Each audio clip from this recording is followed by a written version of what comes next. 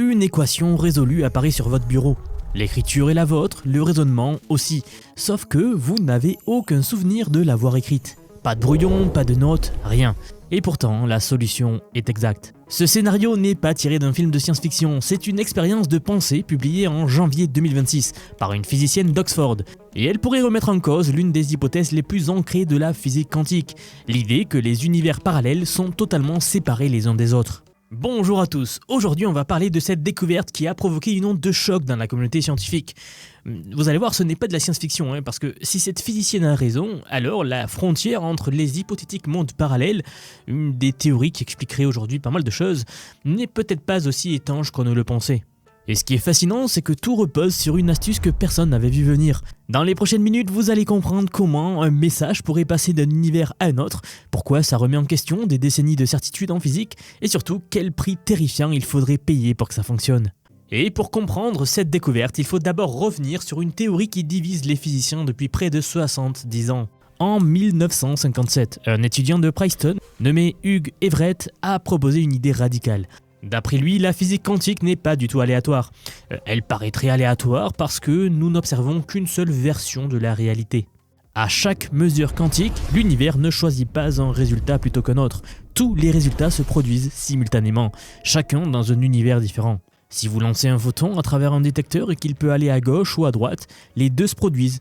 Dans un univers, il va à gauche, dans un autre, il va à droite. Et dans chaque univers, une version de vous observe un résultat différent, en étant persuadé que c'est le seul qui s'est produit. Ok, je vous le disais un petit peu en introduction, c'est ce qu'on appelle l'interprétation des mondes multiples, ou les many worlds en anglais.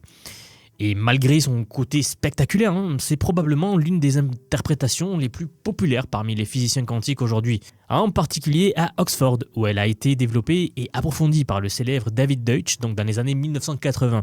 Peut-être que ce nom vous dit quelque chose. Le problème, c'est que depuis Everett, tout le monde partait du principe que ces branches de l'univers, une fois séparées, ne pouvaient plus communiquer entre elles. La décohérence quantique, ce processus par lequel un système quantique perd ses propriétés quantiques bizarres en interagissant avec le monde extérieur, rendait toute connexion entre les branches irréversible. Le parallèle avec la thermodynamique est frappant. De la même façon qu'un œuf brouillé ne revient jamais à un œuf intact, deux branches de l'univers séparées par la décohérence ne se rejoignent plus. C'était le consensus, jusqu'à ce que Maria Vialoris publie cette étude, son article, le 13 janvier 2026, il y a très peu, et c'est pour ça que je vous en fais cette vidéo. Vialoris est chercheuse en physique quantique à Oxford et scientifique chez Oxford Quantum Circuits, une entreprise de calcul quantique. Dans son article, elle montre mathématiquement que la communication entre les branches serait possible, et ce sans violer les lois de la physique quantique standard. Pas de nouvelle physique, pas de modification des équations que nous avons déjà, juste une utilisation astucieuse des outils mathématiques qui existent. Et ceci étant dit, ce n'est même pas le plus impressionnant de cette histoire. Pour construire sa démonstration, Vialoris reprend une expérience de pensée classique en physique quantique, l'ami de Wigner. Le physicien Eugene Wigner avait imaginé ce scénario en 1961. L'idée est assez simple. Un observateur, appelons-le l'ami, est enfermé dans un laboratoire et mesure un système quantique. De son point de vue, il obtient un résultat précis. Par exemple, le photon est allé à gauche. Mais de l'extérieur, un second observateur, Wigner lui-même, décrit l'ensemble du laboratoire, l'ami compris, comme un système quantique en superposition. Pour Wigner, l'ami est dans une superposition d'avoir vu le photon aller à gauche et à droite. Les deux états coexistent tant que Wigner n'ouvre pas la porte du laboratoire. C'est le chat de Schrödinger, sauf qu'à la place du chat, c'est un être humain conscient. Ce que Vialoris a fait, c'est de pousser ce scénario bien plus loin. Elle imagine en fait la situation suivante. Après la mesure, l'univers s'est scindé en deux branches. Dans chaque branche, une copie de l'ami observe un résultat différent. Jusqu'à là, rien de nouveau. Maintenant, imaginons que dans l'une de ces branches-là, l'ami écrit un message. Pas un état quantique complexe, un message classique banal, une phrase sur un morceau de papier. Vialoris montre alors que si l'ami qui a écrit ce message perd ensuite tout souvenir de l'avoir fait, si sa mémoire est complètement réinitialisée à l'état avant de l'écrire, alors Wigner, le super observateur qui contrôle l'ensemble du système, peut effectuer une opération quantique précise qui échange les observateurs entre les deux branches. Le résultat est stupéfiant.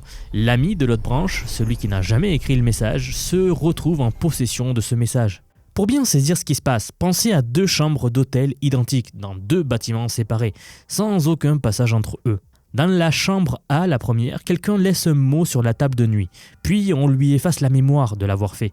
Ensuite, un architecte qui a un plan complet des 2 bâtiments échange les occupants des 2 chambres. Le résultat, c'est que la personne de la chambre B se retrouve maintenant dans la chambre A, devant un mot qu'elle n'a jamais écrit. Pour elle, elle nous dit que ce message est apparu de nulle part. L'information n'a pas traversé de mur entre 2 bâtiments, c'est plutôt l'occupant qui a changé de bâtiment. Oui, c'est exactement ce qu'elle propose dans son article. Ce n'est pas le message donc qui a voyagé entre 2 branches de l'univers, c'est l'observateur. Le message, lui, n'aurait jamais bougé. Évidemment, la question que tout le monde se pose maintenant, c'est est-ce que l'on pourrait vraiment faire ça? Est-ce qu'on pourrait recevoir des informations d'un univers parallèle? Alors, je vous le dis tout de suite, la réponse courte, c'est non, pas avec la technologie actuelle, pas avec nos bases actuelles. Aujourd'hui, ça reste dans le domaine de la théorie pure. Mais en physique, c'est comme cela que ça marche. Il faut d'abord faire des théories et ensuite les prouver. C'est comme cela que ça marche depuis Galilée et même avant. Donc, on ne peut pas dire que c'est vrai ou que c'est faux. Ce que l'on fait, en fait, c'est que l'on a un faisceau d'indices qui sont concordants, on en tire des interprétations qui deviennent nos théories et ensuite il faut prouver nos théories. Le premier obstacle est colossal. Il faut un super observateur, un Wigner, entre guillemets, qui est un contrôle quantique total sur un autre observateur. Contrôle quantique total, ça signifie connaître et pouvoir manipuler l'état quantique complet du cerveau de l'observateur. On parle ici de chaque atome, chaque interaction, chaque fluctuation. C'est comme essayer de connaître la position exacte de chaque grain de sable sur chaque plage de la planète, en temps réel, et de pouvoir déplacer un seul sans bouger aucun des autres. Ok, le second obstacle est tout aussi redoutable. Il faudrait effacer la mémoire de l'observateur de manière parfaite, et non pas une amnésie classique. Une réinitialisation quantique complète, où chaque corrélation entre la mémoire et le message est défaite. Si le moindre résidu de souvenir persiste, tout le protocole s'effondre. Vialoris le prouve mathématiquement d'ailleurs dans son article. Sans cet effacement total, la communication interbranche violerait la linéarité de la mécanique quantique, tout simplement. C'est une impossibilité fondamentale et non pas un simple obstacle technique. Ce qui est fascinant dans cette recherche, c'est que quelques jours seulement après la publication de Vialoris, un chercheur nommé Christopher Altman, comme Sam Altman, oui, a implémenté une version simplifiée de ce protocole sur un véritable ordinateur quantique d'IBM. Et c'est d'ailleurs ce genre de convergence entre l'IA, le calcul quantique et la recherche fondamentale que j'explore en profondeur dans cette chaîne et dans les divers médias que j'ai, mais ça, on y reviendra plus tard. En utilisant 5 qubits sur le processeur IBM Phase, il a reproduit le schéma logique de l'échange de Vialoris sous forme de circuit quantique. Les résultats montrent une visibilité de 0,877, ce qui signifie que, en fait, dans 87% des cas, le transfert de messages entre les registres quantiques fonctionnait comme prévu. C'est encore loin d'une communication entre univers parallèles, bien sûr. On parle ici de qubits, pas d'observateurs conscients. Mais c'est la preuve que les mathématiques de Vialoris ne sont pas qu'une abstraction théorique. Le protocole peut être encodé et exécuté sur du matériel réel. Mais les implications vont bien au-delà du laboratoire, parce que la question la plus fascinante soulevée par cette recherche-là n'est pas d'ordre technique, elle est plutôt d'ordre philosophique. Si on pouvait un jour construire un ordinateur quantique suffisamment puissant pour encoder un véritable observateur, une intelligence artificielle générale par exemple, et la placer dans une superposition quantique, alors le protocole de Vialoris deviendrait théoriquement réalisable. Vialoris elle-même estime d'ailleurs qu'une avancée majeure en AGI ou en simulation d'observateurs serait nécessaire pour rendre ce protocole-là applicable. Mais le simple fait que ce soit envisageable change la donne, parce que ça voudrait dire qu'un agent artificiel pourrait recevoir des informations d'une version alternative de lui-même, dans une branche différente de la réalité. Et si vous suivez l'actualité de l'intelligence artificielle, ou si vous m'avez vu sur la chaîne principale par exemple, vous savez que l'on progresse vers l'AGI bien plus vite que prévu. Certains ont même poussé le raisonnement encore plus loin. Un futuriste qui est nommé Alexis Turkin a même nommé cela. Il a évoqué le concept de, je cite, arbitrage multivers. S'il était possible d'extraire de l'information d'une branche parallèle, on pourrait théoriquement s'en servir pour prendre des décisions financières, du trading haute fréquence alimenté par des données venues d'un univers alternatif. L'idée fait sourire, mais elle montre à quel point cette recherche stimule l'imagination. Turkin lui-même reconnaît que, dans le cadre du protocole de Vialoris, la quantité d'informations transférables serait extrêmement limitée. Mais attention, parce que la réalité est encore plus étrange. Tout le monde n'est pas convaincu qu'il s'agit véritablement d'une communication. Scott Aronson, l'un des plus grands spécialistes mondiaux de l'informatique quantique, basé à l'université du Texas, à Austin, a une lecture un peu différente du protocole. Pour lui, ce qui se passe réellement, c'est que le super-observateur échange les identités des deux observateurs. Il ne transfère pas un message d'une branche à l'autre, il interchange les personnes. En d'autres termes, personne n'envoie de courrier entre les univers, on déménage les habitants. Et ça, c'est un changement de perspective radical. Via-Loris elle-même reconnaît cette ambiguïté d'ailleurs. À ce niveau d'abstraction, il n'y a aucune différence observable entre déplacer un observateur entre deux branches ou alors remplacer l'état interne d'un observateur par celui d'un autre. Donc, la frontière entre la communication et la transformation s'efface ainsi. C'est là que l'histoire prend un tournant inattendu parce que cette ambiguïté, loin d'être un défaut, pourrait être un outil en fait. Via-Loris propose dans son article une application surprenante. Si la communication interbranche est possible dans l'interprétation des multivers, mais impossible dans les interprétations à monde unique, alors on pourrait potentiellement concevoir un test expérimental pour départager ces interprétations. Un paradoxe de création de connaissances. Si le protocole fonctionne et qu'un message apparaît sans que personne ne l'ait écrit dans votre branche, c'est un indice fort que les mondes multiples sont réels. Si le protocole ne produit jamais de résultats, c'est un argument contre la théorie des mondes multiples. Pendant près de 70 ans, on considérait que l'interprétation des mondes multiples était fondamentalement non testable. Cette recherche pourrait changer cela. Alors, qu'est-ce que l'on retient de tout ça ? Premièrement, une physicienne d'Oxford a montré théoriquement, par une expérience de pensée, qu'une brèche pourrait exister dans le mur supposément infranchissable entre les mondes et les univers parallèles. Deuxièmement, la logique mathématique de ce protocole a déjà été testée sur un ordinateur quantique réel, avec des résultats encourageants. Et troisièmement, le prix à payer pour exploiter cette faille est vertigineux. Il faut sacrifier sa mémoire. On ne pourrait recevoir un message de soi-même dans un autre univers qu'à condition que celui qui l'a envoyé oublie complètement l'avoir fait. La physique quantique a toujours eu le don de nous rappeler que la réalité est bien plus étrange que tout ce que l'on peut inventer. Et cette recherche ne fait pas exception. Si vous connaissez un tant soit peu la physique quantique, vous savez exactement de quoi je parle. On se trouve peut-être au début d'une ère où la frontière entre les mondes parallèles n'est plus un mur, mais une hypothèse, une porte entrouverte. Une porte cependant verrouillée par l'oubli. Ce qui me fascine dans cette recherche, c'est qu'elle n'existerait pas sans la puissance de calcul des ordinateurs quantiques d'IBM.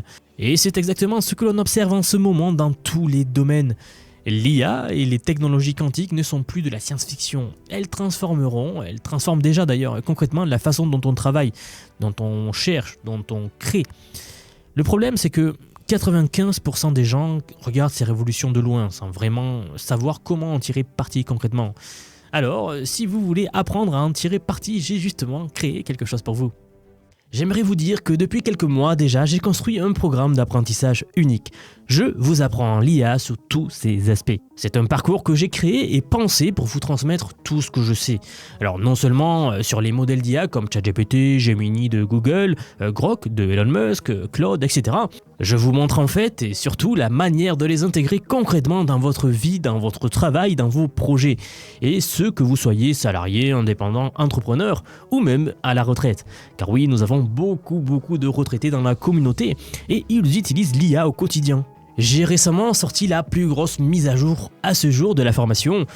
Ça fait un petit moment que j'en parlais, mais ça y est, elle est là, elle est en ligne. C'est un module entièrement dédié à l'automatisation par IA, donc en utilisant N8N. Autrement dit, la création d'agents IA, donc des espèces de salariés virtuels qui vont travailler pour vous et tout faire pour vous. En somme, vous faire gagner des heures et des heures et des heures. Vous êtes déjà plus de 6 à 7 000 à avoir rejoint ce programme, donc merci pour tout ce soutien. Et enfin, sachez qu'il n'y a pas besoin d'être développeur, pas besoin d'avoir un profil technique. Je vous prends par la main et pas à pas, avec des leçons vidéo claires, des cas concrets pratiques, on voit tout ce qui touche à l'IA. Dernier point, mais pas des moindres bien sûr, si vous nous rejoignez aujourd'hui, vous aurez accès à toutes les évolutions du futur. Sans surcoût, accès illimité à vie à tout ce que je veux vous apprendre. Donc aujourd'hui, c'est un paiement unique, ce n'est pas un paiement mensuel, c'est juste un paiement unique et vous aurez accès à vie à toutes les mises à jour que je vais faire en permanence et que je fais en ce moment même d'ailleurs. Donc si cela vous intéresse, vous avez les liens en dessous de la vidéo, donc soit en description, soit en commentaire épinglé pour nous rejoindre. Dans tous les cas, moi je serai très heureux de vous accueillir dans le programme Vision IA. Si vous êtes encore là, merci d'avoir regardé cette vidéo jusqu'au bout et je vous dis à très vite pour la prochaine vidéo. À bientôt.